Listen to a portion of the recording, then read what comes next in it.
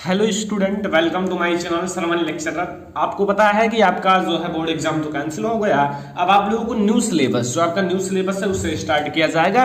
इससे पहले मैंने आप लोगों को सामाजिक विज्ञान का जो न्यू सिलेबस है, जिसमें मैं जितने चैप्टर पढ़ाने वाला हूँ वो सब बता चुका हूँ। जैसा कि आपको पता है, मैं आपको सामाजिक विज्ञान का 1 से लेकर लास्ट चैप्टर पढ़ाने वाला हूँ, पूरा पढ़ाऊंगा। ठीक है, ये आपका जो है ना यूरोप में राष्ट्रवाद का चैप्टर फर्स्ट है। ठीक है, और आप लोग इस वीडियो को लास्ट तक देखना, आपको पूरा चैप्टर समझ में आएगा। लेकिन तो यहां पहले आप लोग देखो, चैप्टर का नाम क्या है। चैप्टर फर्स्ट है यूरोप में राष्ट्रवाद का उदय, यानी कि यूरोप में राष्ट्रवाद का उदय चैप्टर देखने वाले हैं। तो देखो देखो आप लोग पहले समझो राष्ट्र क्या होता है। पहले आप देखो, नाम है यूरोप में राष्ट्रवाद, ठीक है।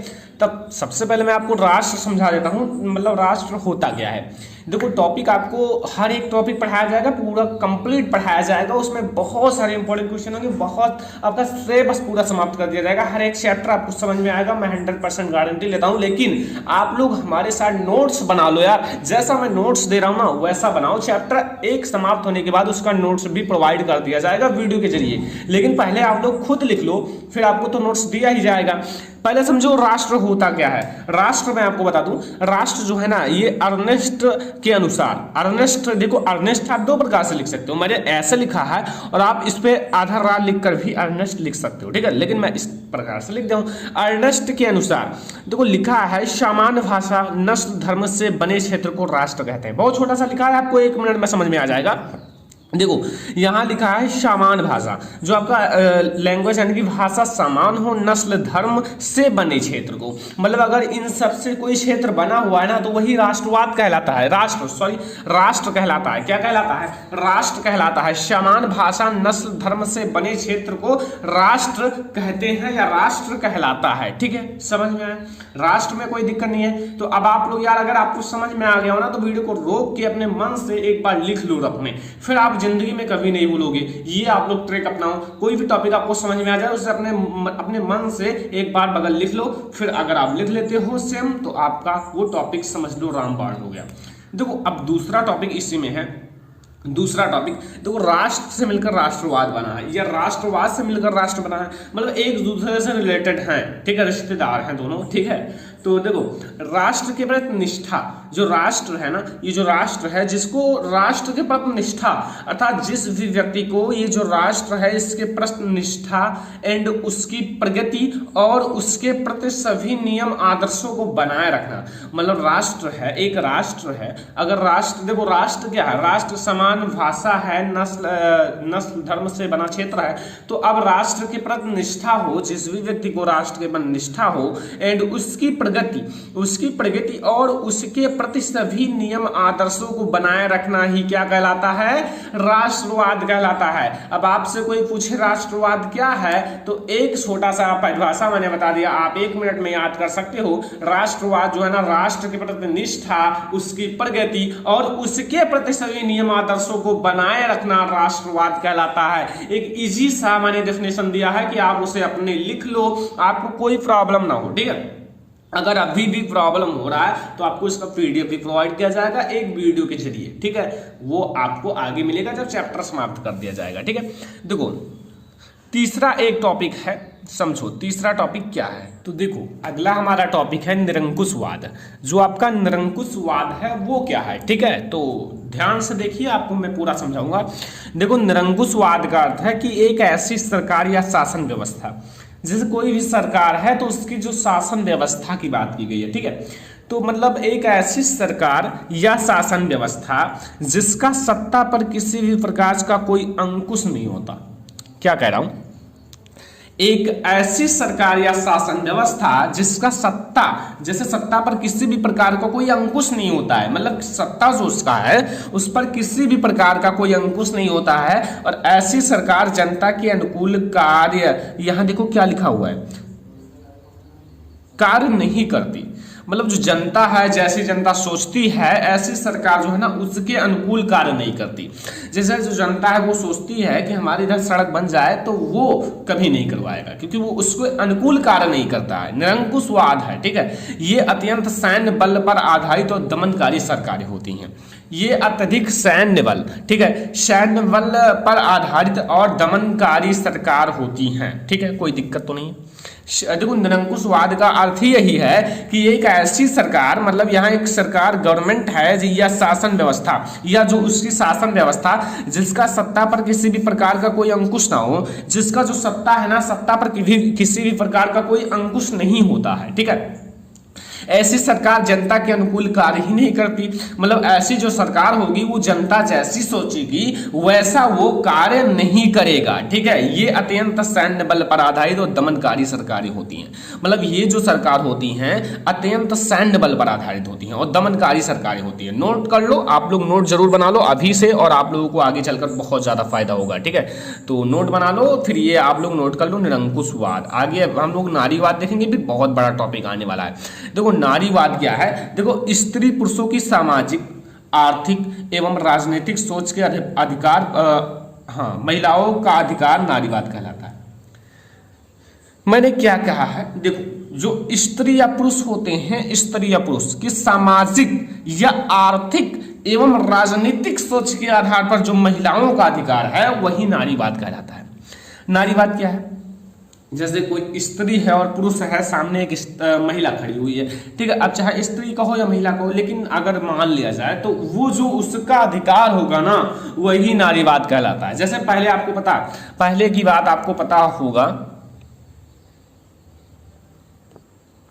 तो पहले की बात आपको पता होगा कि जैसे महिला होते थे, पुरुष होते थे, दोनों का अगर विवाह हो जाए, ठीक है, विवाह हो जाए तो क्या होता था कि अगर उसका जो हस्बैंड है ना, उसकी मतलब डेथ हो जाती थी तो उसकी वाइफ को भी उसी में क्या किया जाता था, अगर मतलब दफनाया जाता था तो दफना दिया जाता था, अगर आग लगाया जाता था, ठीक है, तो उन्हें भी उसी के साथ लगा दिया जाता था, ठीक है, और दोनों की मतलब समाप्ति हो जाती थी। लेकिन अब ऐसा नहीं है, क्यों?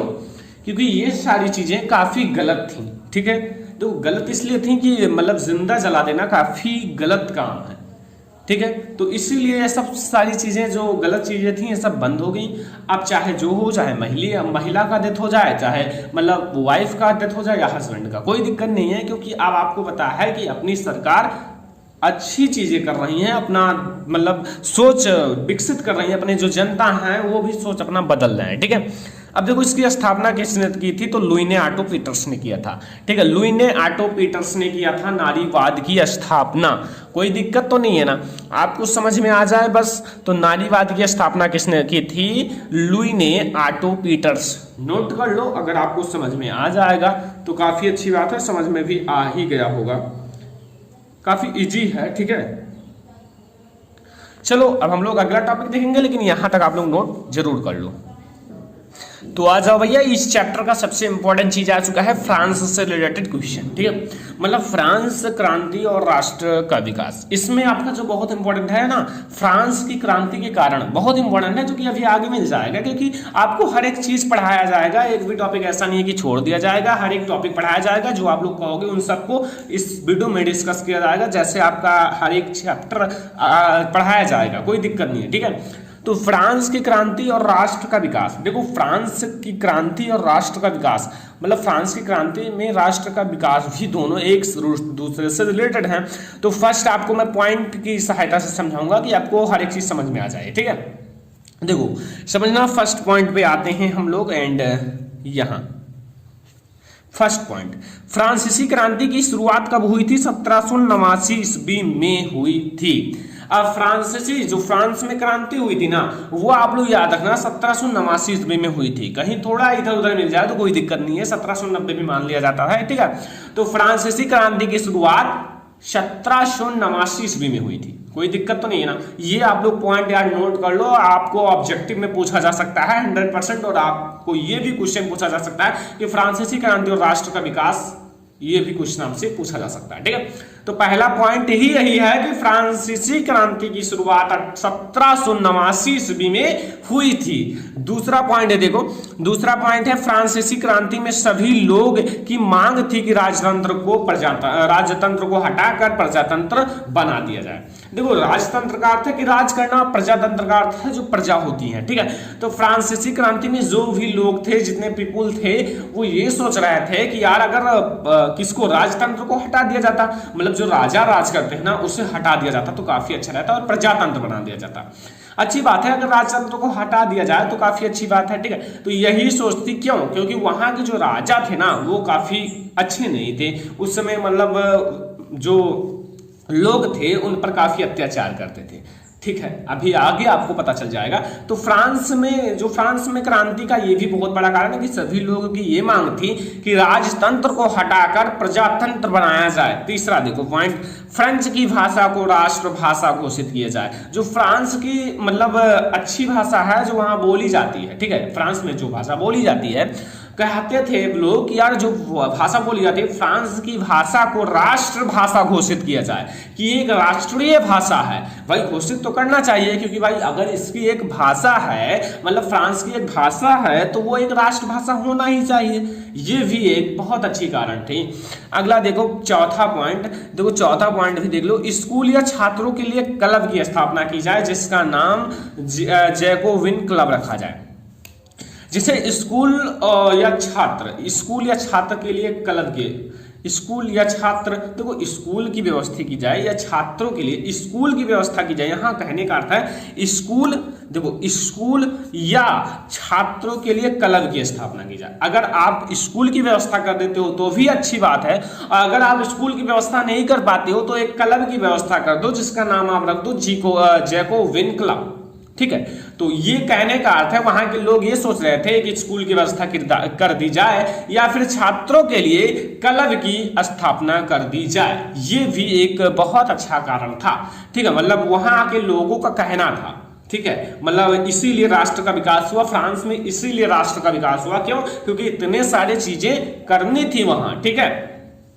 अगला देखो पॉइंट, अगला है कि सभी भार तथा किराया की एक व्यवस्था किया जाए। सभी जो भार है तथा किराया का एक व्यवस्था किया जाए। ये नहीं कि जो उच्च लोग हैं उनको उनके डर के मारा उसका कम कर दिया जाए, जो नीचे वाले हैं जिसके पास कम पैसे हैं उनको ज्यादा किराया कहने के लिए कहा जाए। तो ऐसे में ये कहा गया कि यार सभी किराया एक व्यवस्था पे करो, अगर 30 रुपए है तो 30 कर दो भाई, अगर 50 है तो 50 कर दो, लेकिन सभी का ये होना चाहिए, एक व्यक्ति का नहीं, सभी का ये होना चाहिए, तब तो हम मानेंगे, वरना मानने वाले नहीं हैं, ठीक है।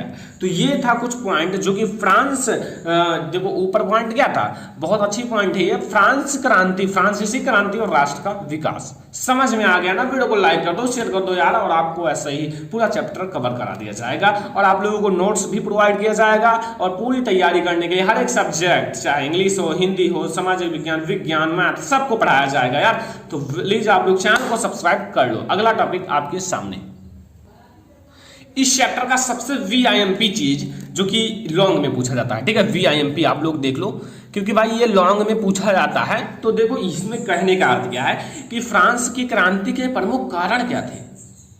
मतलब भाई कोई चीज होती है तो उसका एक कारण होता है। जैसे अगर आप पढ़ रहे हो ना तो उसका एक कारण है, मुझे IAS बनना है, PCS बनना है, डॉक्टर बनना है, इंजीनियर बनना है, तो कारण है ना। जैसे अगर मैं पढ़ा रहा हूं तो मेरा भी एक कारण है। तो उसी प्रकार से फ्रांस की क्रांति के प्रमुख कारण भी थे। कौन कौन से कारण थे वो मैं आपको बताऊंगा, अच्छे से बताऊंगा, ठीक है, ताकि आप लोगों को तुरंत समझ में आ जाए और आप लोगों को कोई दिक्कत ना हो। देखो पहला कारण आप लोग देखो, अयोग्य शासन। अयोग्य शासन का क्या अर्थ है? जो योग्य शासन ना हो, अयोग्य है, उसका कोई योग्य नहीं है, शासन किया तो जा रहा है लेकिन उसका कोई योग्य नहीं है यार, अयोग्य शासन है। तो इसको मैं आपको बता देता हूं। देखो फ्रांस की क्रांति के समय लुई वंश का शासन था। लुई वंश, एक लुई था, उसका एक वंश था, मतलब अगर वो मर जाए तो उसका बेटा शासन करेगा, वो मतलब कहने का अर्थ लुई वंश का ही शासन था। तो फ्रांस की क्रांति के समय किसका शासन था? याद कर लो, लुई वंश का शासन था, जो जिद्दी, मतलब काफी ज्यादा जिद्दी था, मतलब तुरंत अपने, मतलब कोई कुछ कह देना तो उसको उस पर भड़क जाता था। तो जो जिद्दी तथा कर्तव्यहीन शासन था काम नहीं करना चाहते थे और जिद्दी शासन था, मतलब जिद करते थे, काम नहीं करना चाहते थे, ठीक है। और क्या कहें, और देखो यह सुधारों का मतलब सुधारों का पक्षधर नहीं था, मतलब सुधरने का पक्षधर नहीं था, सुधर जाए ये सब नहीं था, इसलिए इसकी जनता विरोध कर रही थी। इसलिए जो जनता है ना इस शासन की विरोध कर रही थी कि इसको हटाया जाए, मुझे मतलब ये नहीं चाहिए, शासन नहीं चाहिए, ठीक है, इसलिए जनता इसकी विरोध कर रही थी, ठीक है, समझ में आ गया ना। तो ये है आपका अयोग्य शासन। बहुत बड़ा कारण है कि जो शासन कर रहे थे ना वो योग्य नहीं थे, और अगर शासन जो कर रहा है वो योग्य ना हो तो समझ जाओ यार पूरा मतलब अपनी देश खराब हो जाएगा। अगर जो मोदी जी है ना वो योग्य ना हो तो पूरा देश तबाह कर सकते हैं, ठीक है।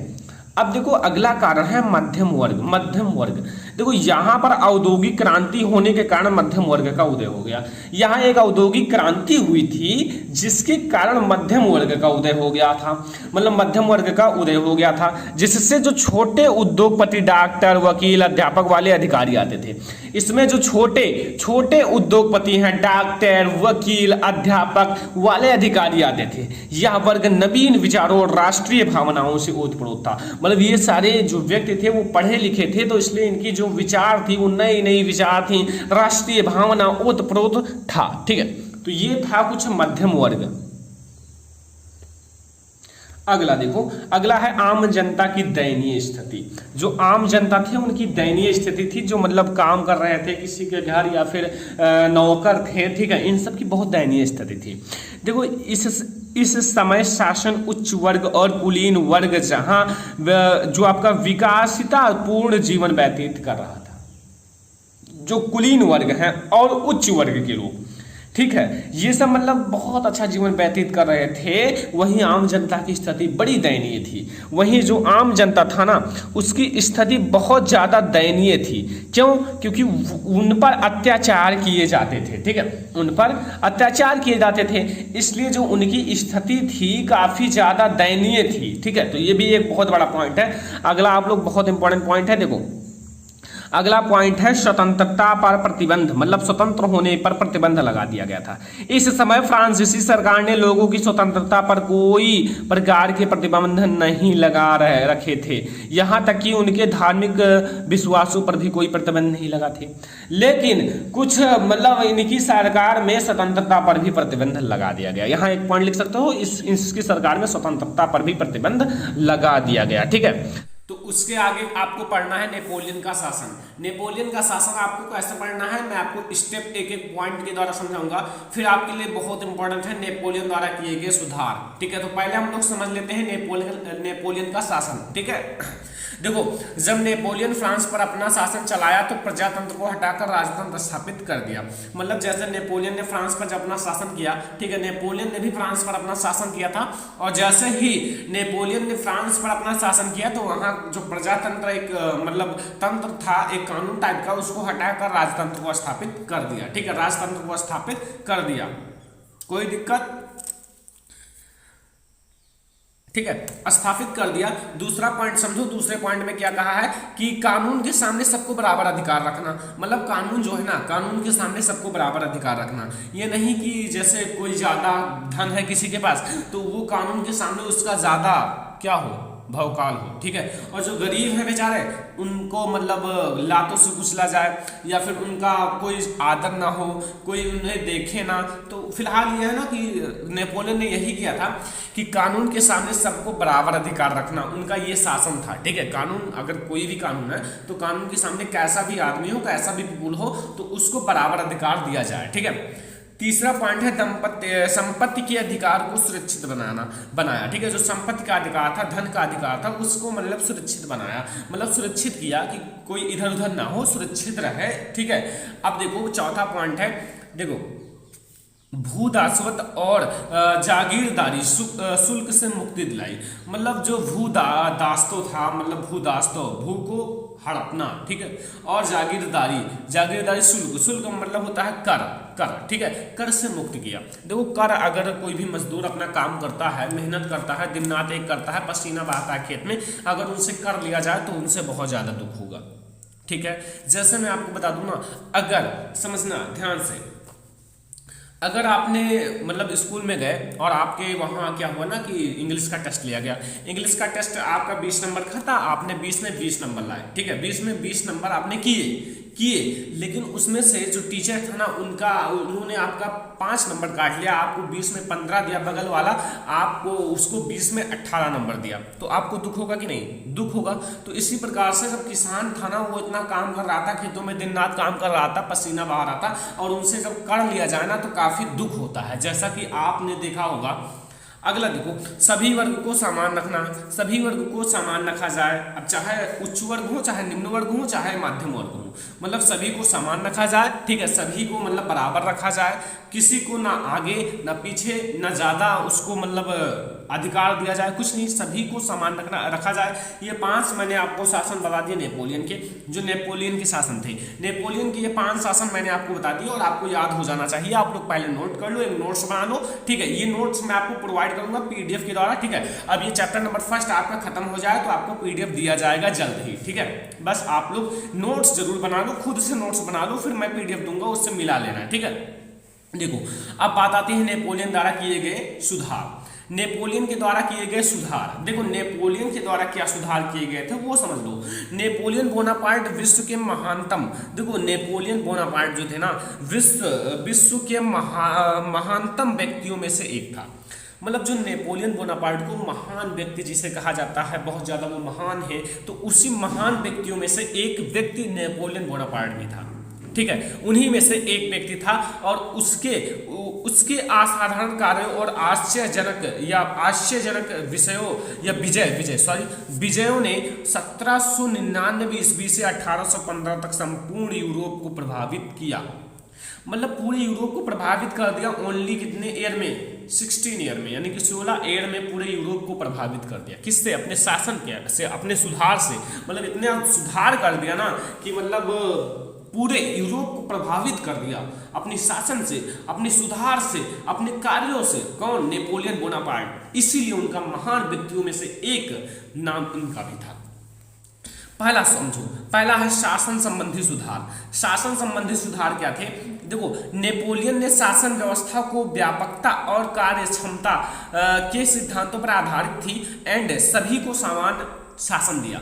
मतलब अगर कोई भी व्यक्ति है तो सभी को समान शासन दिया। मतलब नेपोलियन ने सब अच्छा काम किया था। नेपोलियन ने मतलब शासन व्यवस्था को भी एक बड़ा कार्य किया, एक बड़ा क्षमता के सिद्धांत पर आधारित था, ठीक है, और सभी को समान शासन दिया। मतलब सभी का शासन जो था ना समान था। अगर कोई उच्च व्यक्ति वाला है, निम्न व्यक्ति वाले को मार सकता है, तो निम्न व्यक्ति वाला उच्च व्यक्ति को भी मार सकता है, क्योंकि उनका शासन भी समान है। केवल वो धन में आगे हैं, बल्कि शासन में नहीं। जो उन्हें कानून जो सजा देगा वही उन्हें भी सजा देगा, ठीक है। इसीलिए कहा गया कि सभी का जो था ना शासन समान था। पहले क्या होता था? पहले अगर बड़ा वाला छोटे को मार दे तो कुछ नहीं होता था। क्यों? क्योंकि बड़ा वाला बड़ा है। पहले ऐसा होता था ना, जब ये मतलब नेपोलियन बोनापार्ट नहीं थे, ठीक है, तो ऐसा होता था ना कि वहां जो उच्च वर्ग वाले थे उनको ज्यादा मतलब अधिकार दिया जाता था। चाहे आप निम्न वर्ग वाले को मार भी सकते हो, कुछ नहीं होगा, क्योंकि वो मतलब कानून से मिले हुए थे, लड़ सकते थे, लड़ने के बाद जीत भी जाते थे, ठीक है। तो आप लोग समझ गए शासन संबंधी सुधार। नोट कर लो, फिर मैं अगला बताता हूं जो उन्होंने सुधार किया था। देखो भाई, दूसरा सुधार क्या है? दूसरा समझो, दूसरा है आर्थिक सुधार। आर्थिक सुधार का अर्थ क्या है? अर्थव्यवस्था, मतलब अपनी आर्थिक सुधार। जैसे कहते नहीं कि अपनी अर्थव्यवस्था 5 ईयर पीछे चली गई। क्यों? क्योंकि ये कोविड-19 के कारण। फिलहाल आप लोग समझो वही है अर्थव्यवस्था। देखो, नेपोलियन ने पेरिस में बैंक ऑफ फ्रांस की स्थापना की। मतलब जो नेपोलियन थे ना, पेरिस में, पेरिस का नाम सुना होगा, पेरिस में bank of France, bank of India यहाँ है, बैंक ऑफ फ्रांस वहाँ है, बैंक ऑफ इंग्लैंड वहाँ होगा, ठीक है। तो की स्थापना की, मजदूरों का वेतन निश्चित किया। मतलब मजदूरों का वेतन क्यों निश्चित किया? समझो, देखो पहले क्या होता था ना कि पहले के ऐसे लोग थे ना, जैसे उच्च वर्ग वाले थे, अगर वो गरीब थोड़ा हो जाए ना तो उनका वेतन ज्यादा कर दिया जाता था मुकाबले निम्न वर्ग के, क्योंकि इनका वेतन कम किया जाता था, ठीक है। मतलब ऐसा था ना कि वहाँ मतलब सभी का वेतन निश्चित कर दिया गया। अब अगर आपको 300 रुपये मिलेंगे तो सभी को उतना मिलेगा, जिस मतलब उस कारण में, ठीक है। एंड चोर बाजारी सट्टेबाजी को समाप्त किया। जो पहले चोर बाजारी होती थी, चोर बाजार था, ठीक है, अभी भी कहीं है सट्टेबाजी, सबको समाप्त कर दिया, ठीक है, समझ में आया, नोट कर लो। फिर तीसरा देखो धार्मिक सुधार। धार्मिक सुधार का अर्थ है धर्म वाला सुधार। देखो नेपोलियन ने अपने देशवासियों को धार्मिक स्वतंत्रता प्रदान करने का प्रयत्न किया। मतलब जो नेपोलियन थे ना, नेपोलियन ने अपने देशवासी जो उनके देश में रहते थे देशवासी को धार्मिक स्वतंत्रता प्रदान करने का प्रयत्न किया। मतलब धार्मिक स्वतंत्रता प्रदान करने का प्रयत्न किया, मतलब धार्मिक रूपों से वो स्वतंत्र रहें, और तो बात अलग है, लेकिन वो धार्मिक रूप से स्वतंत्र रहें, ठीक है। ये था धार्मिक सुधार नेपोलियन के द्वारा। समझ में आया, कोई दिक्कत ना हो, कंफ्यूजन कोई भी हो आप लोग बताना, ठीक है, अलग से वीडियो बन जाएगा। देखो चौथा है शिक्षा संबंधी सुधार। नेपोलियन ने शिक्षा के क्षेत्र में महत्वपूर्ण सुधार किए। नेपोलियन ने धार्मिक के क्षेत्र में भी एक बहुत बड़ा मतलब प्रयास किया था कि स्वतंत्र हो जाए, और यहाँ शिक्षा के क्षेत्र में भी बहुत बड़ा सुधार किया। नेपोलियन ने क्या किया, शिक्षा के क्षेत्र में भी बहुत बड़ा सुधार किया, बहुत महत्वपूर्ण सुधार किया। उसने फ्रांस में राष्ट्रीय शिक्षा की नींव डाली। मतलब फ्रांस में जो ना राष्ट्रीय शिक्षा की नींव डाली, और पेरिस में एक विश्वविद्यालय की स्थापना की। बहुत बड़ी बात है एक विश्वविद्यालय की स्थापना करना, ठीक है। तो मतलब पेरिस में एक विश्वविद्यालय की भी स्थापना कर दी, ठीक है। तो ये है पॉइंट, मतलब पेरिस में विश्वविद्यालय की स्थापना की। अगर विश्वविद्यालय की स्थापना की तो इसका मतलब शिक्षा संबंधी में बहुत ज्यादा सुधार हुआ, क्योंकि विश्वविद्यालय में बहुत सारे स्टूडेंट स्टडी कर सकते हैं, ठीक है। तो यहां से आपको समझ में आया शिक्षा संबंधी सुधार। तो ये मैंने 4 सुधार आपको बता दिए नेपोलियन के द्वारा। पहला क्या था, सही है। दूसरा आर्थिक सुधार, तीसरा धार्मिक सुधार, चौथा शिक्षा संबंधी सुधार, ठीक है। समझ में आया, कोई दिक्कत ना हो, अच्छी बात है। अब हम लोग समझेंगे एक छोटी सी टॉपिक, एक बढ़िया टॉपिक, दो लोगों के बारे में। फर्स्ट कौन है, सेकंड कौन है, अभी आपको पता चल जाएगा। फर्स्ट है मारियन तथा सेकंड है जर्मेनिया। मतलब इन दोनों के बारे में समझने वाले हैं, ठीक है। देखो मारियन तथा जर्मेनिया कौन थे, नाम है और आपके लिए इंपॉर्टेंट है, 1-2 नंबर के लिए बहुत बार पूछा गया है। तो मारियान कौन थे? देखो मारियान यह लोकप्रिय नाम है, क्या है, एक नेम है, एक लोकप्रिय नेम है, ठीक है। अतः फ्रांस में अपने स्वतंत्रता के नारी प्रतीक को यही नाम दिया। मतलब जो फ्रांस में स्वतंत्रता, नारियों की स्वतंत्रता हुई थी, तो नारी की स्वतंत्रता के लिए फ्रांस वालों ने यही नाम दिया था मारियन, ठीक है। क्यों? क्योंकि वहां की नारी स्वतंत्र हो गई, तो स्वतंत्रता के लिए इन्होंने मारियान नाम दिया था। तो यही कहा गया, फ्रांस ने अपने स्वतंत्रता के नारी प्रतीक को यही नाम दिया। इसके चिन्ह स्वतंत्रता व गणतंत्र के प्रतीक लाल टोपी, तिरंगा और कलगी थे, ठीक है। एंड मारियन की प्रतिभाएं चौराहे और अन्य महत्वपूर्ण स्थानों पर लगाई गई। मतलब जो मारियन था ना, मारियन की प्रतिभा, ठीक है, चौराहे और अन्य मतलब स्थानों पर लगाई गई, ताकि जाने मारियन क्या था, ये सब चीजों के लिए लगाया गया था। तो और भी आप मारियन के बारे में लिख सकते हो, लेकिन इतना बहुत है। तो ये है मारियन। अब दूसरा टॉपिक है हमारा जर्मेनिया। तो अब हम लोग अगले पेज से देखेंगे जर्मेनिया के बारे में। तो देखो अगला है जर्मेनिया। देखो यह जर्मन राष्ट्र की नारी रूपक थी। यह जो थी ना जर्मन राष्ट्र की नारी रूपक थी। कौन थी? नारी रूपक थी, ठीक है। चतुष अभिव्यक्तियों में वह वलूत वृक्ष के पत्तों का मुकुट पहनती थी। ये जो थी ना जर्मेनिया जो थी ना, ये क्या पहनती थी? वलूत वृक्ष के पत्तों की मुकुट पहनती थी, ठीक है। मतलब मुकुट पहनती थी, लेकिन किसकी? वलूत वृक्ष के पत्तों का। क्योंकि जर्मनी में वलूत वीरता का प्रतीक है। जो वलूत एक वृक्ष है, इसे वीरता का प्रतीक माना जाता है। मतलब वीरता का प्रतीक का अर्थ है, अगर आप इसके मुकुट पहनोगे, इसके पत्तों को रखोगे, तो आप मतलब हमेशा विजय होगी, ठीक है। और उसने हाथ में जो तलवार पकड़ी हुई थी, उस पर लिखा हुआ था, ठीक है, उसी पर लिखा हुआ था। तो ये है जर्मेनिया, ठीक है। मैंने शॉर्ट में लिया है, बहुत ज्यादा लॉन्ग नहीं लिया है, ठीक है। अगर आप इतना भी लिख दोगे छोटे क्वेश्चंस में, तो आपको फुल मार्क मिलेगा, एक भी नंबर ऐसा नहीं कि कट जाएगा। तो ये था जर्मेनिया। अब बहुत इंपॉर्टेंट आपके लिए VIMP है भाई इस चैप्टर का, और आपके लिए इंपॉर्टेंट है क्या? इटली का एकीकरण। इटली का एकीकरण आप लोग कैसे समझोगे, मैंने बहुत इजी वे में समझाया है, बहुत इजी समझ में आ जाएगा। केवल 4 पॉइंट हैं अच्छे अच्छे और उसे आप याद कर लो, ठीक है। 4 पॉइंट मैंने लिए हैं भाई, इससे बाहर नहीं लिए हैं, और इससे अगर याद कर लोगे तो आपको आसानी से याद भी हो जाएगा। समझो इटली का एकीकरण, इटली का एकीकरण में फर्स्ट पॉइंट समझो। फर्स्ट पॉइंट क्या है, देखो बात है 19वीं सदी, कब की बात है, 19वीं सदी। 19वीं सदी के मध्य में इटली 7 राज्यों में विभाजित हो गया। इटली का एकीकरण, एकीकरण का अर्थ है टूटना, तो मतलब 19वीं सदी के मध्य में, जब 19वीं सदी का मध्य था ना, तो इटली 7 राज्यों में विभाजित हो गया। कितने, 7 स्टेट्स में ये विभाजित हो गया था। कौन, इटली, ठीक है। अब दूसरा पॉइंट है, दूसरा पॉइंट समझो। 1830 ईस्वी के दशक में जोसेफ मेंज़नी ने एकीकृत गणतंत्र के रूप में इटली के एकीकरण के लिए प्रयास करना प्रारंभ किया। मतलब 1830 ईस्वी के दशक में, 1830 ईस्वी के दशक में जो जोसेफ मेंज़नी थे ना, ये जोसेफ मेंज़नी ने एकीकृत गणतंत्र के रूप में इटली के एकीकरण के लिए प्रयास करना प्रारंभ किया। नोट कर लो यार, नोट कर लो, आप लोगों को बहुत इजी लगेगा अगर आप 1-2 बार पढ़ लेते हो तो। पढ़ लोगे तो आपको बहुत इजी लगेगा 1-2 दिन में, और आप बहुत आसानी से याद कर सकते हो हमेशा के लिए, क्योंकि पढ़ी हुई चीजें हमेशा हमारी जुबान पर रटती रहती हैं, हमेशा आती रहती हैं, जाती रहती हैं, मतलब दिन में 20 बार आती जाती रहती हैं। तो ऐसे में आपको याद रहेगा। और अगर आप नोट करके नहीं पढ़ोगे तो भाई हमारी कोई गारंटी नहीं, क्योंकि आपको मैं पढ़ा देता हूं, अगर जैसा मैं बताता हूं ऐसा आप लिखोगे पढ़ोगे तो आपके लिए बहुत इंपॉर्टेंट है। मैं आपके लिए क्यों 1-1 घंटे के लेक्चर प्रदान करता हूं, आपको क्यों 1-1 घंटे का क्लास देता हूं, क्योंकि अभी से अगर आप मेहनत करे रहोगे तो बाद में आप लोगों को बहुत अच्छा लगेगा और आप लोग बहुत अच्छे नंबर अचीव कर लोगे। इसीलिए मैंने इतने अच्छे अच्छे क्लास स्टार्ट कर दिए गए हैं, हर एक सब्जेक्ट का क्लास स्टार्ट कर दिया है, चाहे आपका सामाजिक विज्ञान हो, विज्ञान हो, इंग्लिश का भी आएगा, डायरेक्ट इनडायरेक्ट पैसिव, सब कुछ पढ़ाया जाएगा, लेकिन जब आप लोग पढ़ने के लिए तैयार होंगे तब, ठीक है। वैसे हम मैं कितना भी कर लूं, आप लोग अगर नहीं तैयार हैं तो नहीं हो पाएगा। अब तीसरा पॉइंट क्या है, देखो तीसरा पॉइंट ये है ना कि जो मेंज़नी, काबूर एवं गैरीबाल्डी ने मिलकर जो इटली का एकीकरण संभव किया। देखो जो ये 3 नाम आपको दिख रहे हैं बहुत महत्वपूर्ण नेम है, ठीक है, इटली के एकीकरण के लिए, ठीक है। कौन कौन, नंबर 1 मेंज़नी, नंबर 2 काबूर एवं गैरीबाल्डी ने मिलकर, मतलब इन तीनों ने मिलकर इटली का एकीकरण क्या किया, संभव किया, ठीक है। मतलब इटली का एकीकरण को संभव कर ही दिया, ठीक है।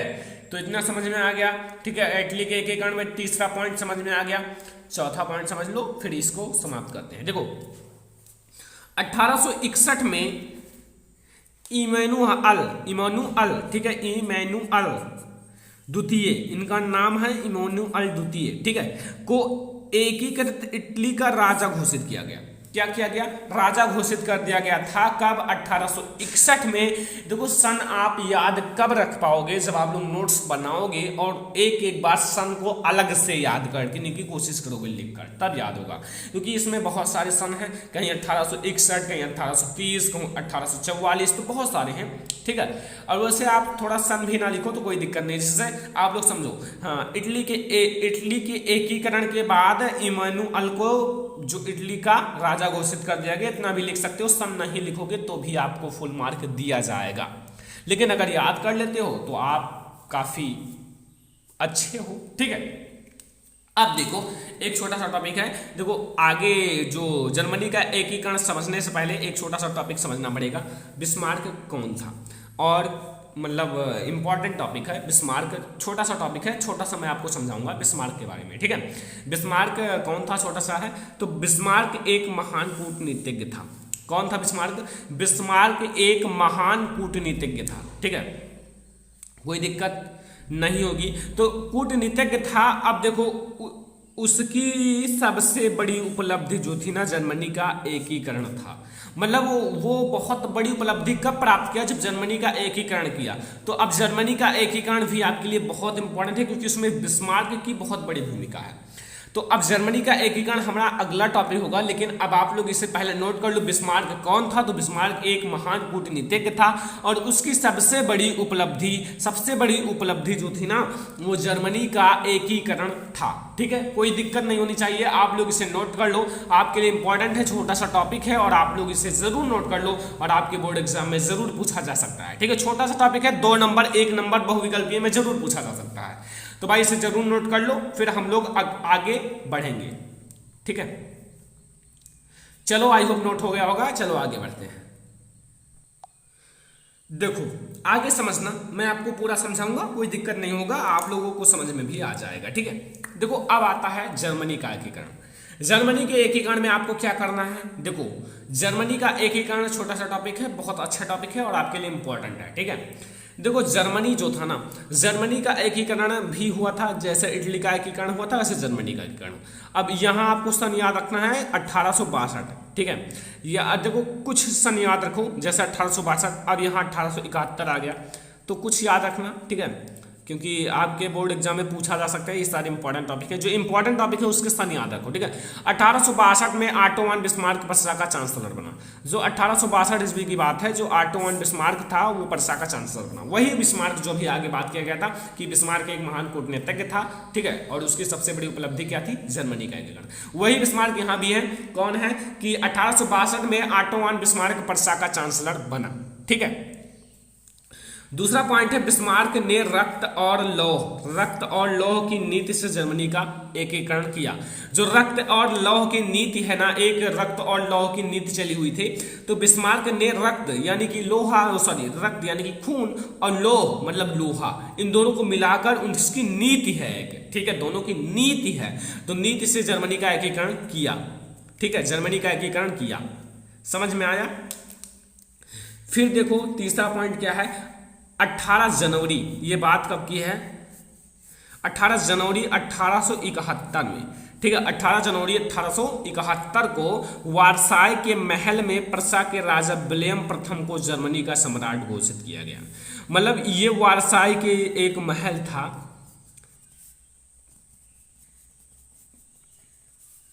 ठीक है, वारसाय के महल में पर्सा जो पर्सा था ना, पर्सा के राजा, जो पर्सा मतलब एक जैसे होता नहीं कि देश में स्टेट हो, तो पर्सा के राजा विलियम प्रथम को जर्मनी का सम्राट घोषित किया गया। विलियम प्रथम को जर्मनी का सम्राट घोषित कर दिया गया। बस मैंने इसमें 3 पॉइंट लिए हैं और इन 3 पॉइंट को याद रखना। ठीक है, कोई दिक्कत ना हो और आप लोग इसे जरूर याद रखना, आपके बोर्ड एग्जाम में पूछा जा सकता है। तो ये था जर्मनी का एकीकरण। इसके पहले हम लोगों ने पढ़ा इटली का एकीकरण, अब हम लोग पढ़ने वाले हैं ब्रिटेन का एकीकरण। क्या पढ़ेंगे? ब्रिटेन का एकीकरण। ठीक है, ब्रिटेन का एकीकरण समझ में आया ना। अब हम लोग पढ़ेंगे ब्रिटेन का एकीकरण। तो ब्रिटेन का एकीकरण क्या है? देखो ब्रिटेन का एकीकरण कैसे हुआ। देखो ब्रिटेन साम्राज्य में अंग्रेज, ठीक है, वेल्स, स्कॉट जैसे ढेर सारा समाज था जिसे नृत्य जातीय कहते हैं। ठीक है, नृजातीय।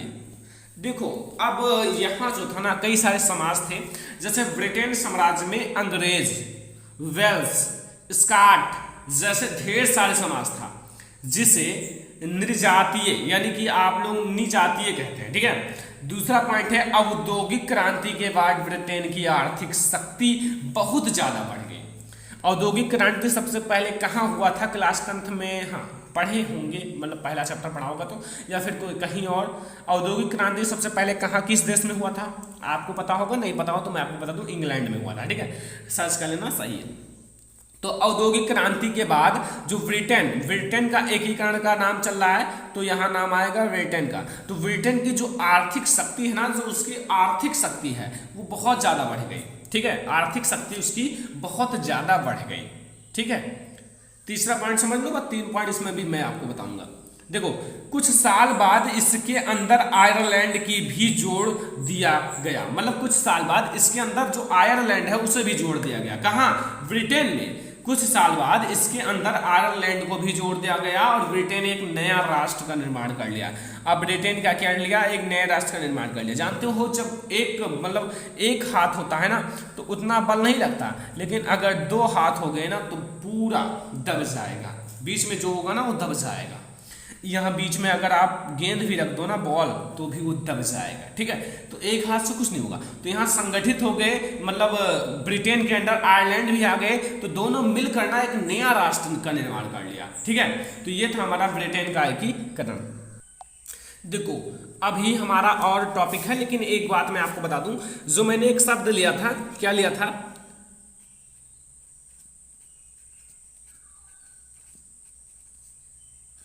ये, ठीक है, निजातीय।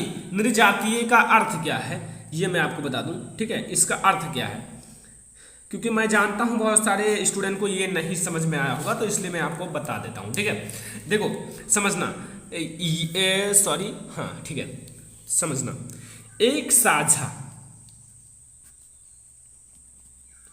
अभी आपको समझ में आ जाएगा, नोट कर लेना, ठीक है। एक साझा नस्ली, नाम सुनो पहले ध्यान से, ठीक है। पहले आप लोग ये ना सोचो कि समझ में नहीं आएगा, पहले नाम सुनो, ठीक है। एक साझा, ठीक है, नस्ली जनजातीय, क्या है,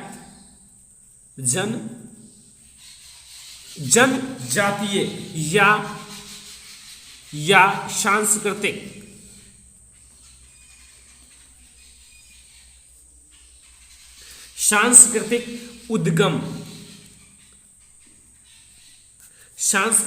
उद्गम अथवा पृष्ठभूमि, अथवा, ध्यान से सुनना, मैं इसलिए ऐसा बोल रहा हूं, लगता होगा कि कैसे बोल रहे हैं सर, लेकिन ध्यान से सुनना है, ठीक है।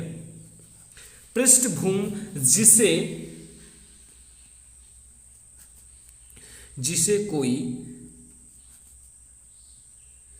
जिसे कोई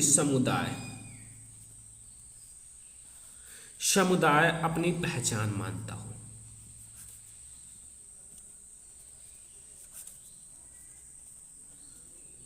ओ सॉरी यार, मानता हूं, बस यही अर्थ है, क्या है समझना। निर्जातीय का अर्थ है कि एक साझा मतलब साझा नस्ली या जनजातीय या फिर समझना सांस्कृतिक उद्गम, अपना पृष्ठभूमि जिसे कोई समुदाय अथवा अपनी पहचान मानता हो। इसको एक समुदाय है जिसे अपनी पहचान मानता है, बस इसीलिए इसका नाम ये रखा गया था, ठीक है। ये पॉइंट आपको समझ में आ गया। अगर ना समझ में आया हो तो भी आप लोग एक दो बार पढ़ लेना, क्योंकि ये सारी चीजें छोटी छोटी चीजें हैं, ठीक है। और देखो आपके एनसीईआरटी बुक में है जनमत संग्रह, इसका क्या अर्थ है, जनमत संग्रह, तो इसे भी मैं आपको समझा दूं, क्योंकि आपके एनसीईआरटी बुक में है तो इसे समझाना जरूरी है, ठीक है। जनमत संग्रह को समझिए। जनमत संग्रह मैं आपके सामने लिख देता हूं, आप लोग नोट कर लेना, ठीक है। जनमत संग्रह, देखो जनमत संग्रह, ठीक है। जनमत संग्रह एक प्रत्यक्ष मतदान है। क्या है, मतदान तो अभी आप लोगों का उम्र नहीं होगा, लेकिन मतदान करना पड़ेगा, ठीक है। मतदान जिसे आप लोग कहते हो वोटिंग, वोट देते हो ना प्रधान को, तो मतदान है जिसके जरिए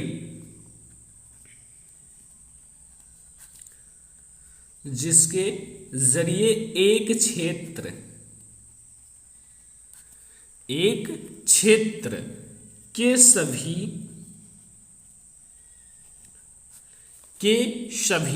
लोगों से एक प्रस्ताव, समझना, मैं कहता हूं पहले आप लोग समझो, फिर आप लोग, मैं समझाऊं उसे समझो, फिर नोट करना, ठीक है। प्रस्ताव को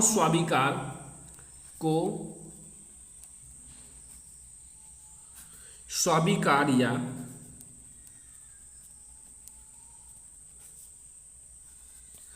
अस्वीकार करने के लिए पूछा जाता है।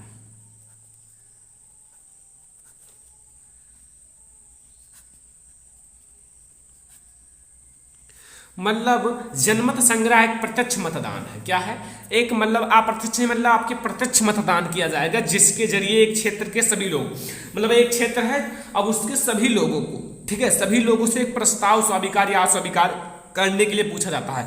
मतलब एक प्रस्ताव पूछा जाता है, जैसे आपके यहाँ एक लोग हैं, उनसे प्रस्ताव ये पूछा जाएगा ये पूरे लोगों से कि क्या इन्हें प्रधान बना दिया जाए। तो अगर सभी का स्वीकार होगा तो उन्हें बनाया जाएगा, अगर अस्वीकार होगा तो उन्हें नहीं बनाया जाएगा। बस यही है जनमत संग्रह। ठीक है, कोई दिक्कत नहीं होगा ना, समझ में आ रहा है? ठीक है, अगर आपको समझ में आ रहा है तो अच्छी बात है, आप लोग समझिए, पूरा समझिए, कोई दिक्कत नहीं है, हर एक टॉपिक को समझिए। ठीक है, आपको मैं पूरा समझाऊंगा, ऐसे दिक्कत मत लेना कि मुझे नहीं समझ में आएगा। ठीक है, हर एक चीज समझाऊंगा। अब देखो, अब हम लोग एक टॉपिक और समझेंगे, बहुत अच्छा टॉपिक है, उसको समझ लेते हैं, फिर ये चैप्टर एंड हो जाएगा। और अगर कोई छोटा मोटा क्वेश्चन बचेगा तो यार कमेंट कर देना। ठीक है, मैं आपके लिए बहुत सारी चीजें ढूंढ लिया हूं, लेकिन अब मुझे वैसा कुछ मिल नहीं रहा है कि आपको बताया जाए। अब हम लोग लास्ट टॉपिक इस चैप्टर का देखने वाले हैं, इंपॉर्टेंट है, लास्ट टॉपिक है और आप लोग ध्यान से समझना। देखो, बाल्कन प्रदेशों में राष्ट्रवादी तनाव पनपा, क्यों पनपा? जो बाल्कन थे ना, बाल्कन प्रदेशों में राष्ट्रवादी तनाव क्यों पनपा, इसको बताना है। ठीक है, देखो 1871 के बाद यूरोप में बाल्कन क्षेत्र गंभीर राष्ट्रवादी तनाव का क्षेत्र बन गया। निम्नलिखित कारण था, मतलब जो बाल्कन क्षेत्र था वो मतलब गंभीर राष्ट्रवाद का तनाव क्षेत्र बन गया। क्यों बन गया, उसका निम्नलिखित कारण है। क्या है कारण, अभी आप लोगों को समझ में आ जाएगा। ठीक है,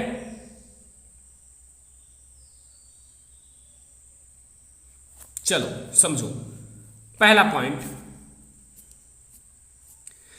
इस क्षेत्र की अपनी भौगोलिक व जातीय भिन्नता थी। इस क्षेत्र की जो थी ना, अपनी मतलब अपने ही क्षेत्र में भौगोलिक व जातीय दोनों भिन्नता थी। ठीक है, भौगोलिक हो या जातीय दोनों भिन्नता थी। ठीक है, समझ में आया? दूसरा पॉइंट समझो। दूसरा कह रहा है, तुर्कों और इन ईसाइयों प्रजातियों के बीच मतभेदों के कारण यहां पर हालात गंभीर हो गया।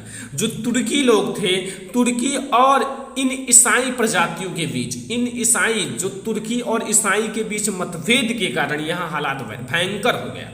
जब दोनों के बीच ज्यादा मतलब मतभेद हो गया तो यहाँ का जो हालात था ना, इसीलिए गंभीर हो गया। ठीक है, जब मतलब अपने ही क्षेत्र में, अपने ही प्रदेश में कुछ मतलब मतभेद होता है तो जानते हो ना, वहां का हालत खराब हो जाता है। तीसरा पॉइंट समझो, जब स्लाव राष्ट्रीय समूहों में स्वतंत्रता व राष्ट्रवाद का विकास हुआ तो तनाव की स्थिति और भी भयंकर हो गई। मतलब जब स्लाव या फिर राष्ट्रीय समूहों में स्वतंत्रता व राष्ट्रवाद का विकास हुआ, क्या हुआ, राष्ट्रवाद का विकास हुआ तो तनाव की स्थिति और भी बढ़ गई।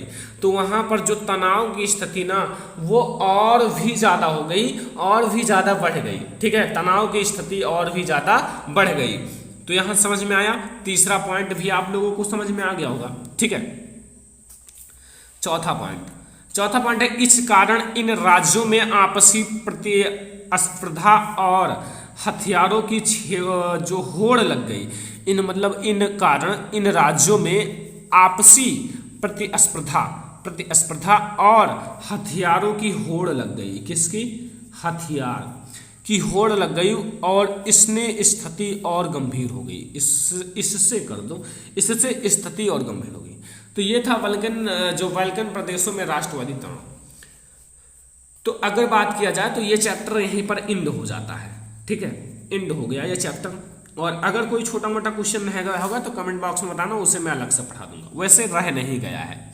अब बात यहाँ आ गई पीडीएफ की, तो पीडीएफ अभी मैंने बनाया नहीं है। पीडीएफ बनाऊंगा तो एक अलग से वीडियो बनाऊंगा और नीचे डिस्क्रिप्शन में लिंक दे दूंगा, वहां से आप लोग डाउनलोड कर लेना। ठीक है, एक अलग से वीडियो बस 1 दिन में 2 दिन में बन जाएगा, कोई दिक्कत नहीं करना। और अपना खुद राइट करना, ठीक है, खुद रिटर्न कर लेना एक पीडीएफ के मॉडल, यानी कि अच्छे से लिख लेना। ठीक है, खुद लिख लेना, अच्छे से नोट्स ले आओ बाजार से। ठीक है, बाय कर लो। अब देखो, अगर आपको ये वीडियो पसंद आए, वीडियो को प्लीज लाइक करना। ठीक है, 1-1 घंटे की वीडियो इसीलिए दे रहा हूँ कि आप लोग अच्छे से बेहतर से तैयारी कर सको इस लॉकडाउन में। एंड वीडियो को शेयर कर देना। ठीक है, शेयर यार जरूर कर दिया करो, ताकि हर एक स्टूडेंट को मदद मिल सके, जैसे आपके फ्रेंड्स हो या फिर आपके गेस्ट हो। ठीक है, इन सबके पास शेयर कर दिया करो। अगर चैनल पर नए आए हो तो सब्सक्राइब कर लो। Thank you.